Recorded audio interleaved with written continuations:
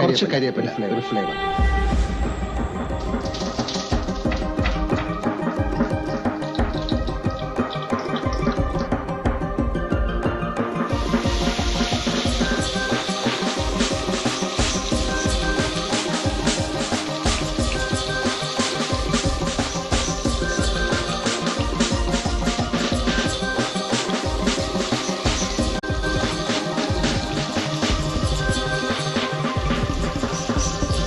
ഓരോരുത്തരുടെ ഇഷ്ടത്തിനനുസരിച്ച് ഞാൻ ഫ്രൈ ചെയ്തെടുക്കാം.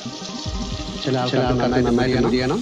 ഞാനൊരു 5 മിനിറ്റ് അല്ലെങ്കിൽ ഓരോ സൈഡ് 2-3 മിനിറ്റ് അങ്ങനെയൊക്കെ ചെയ്യും.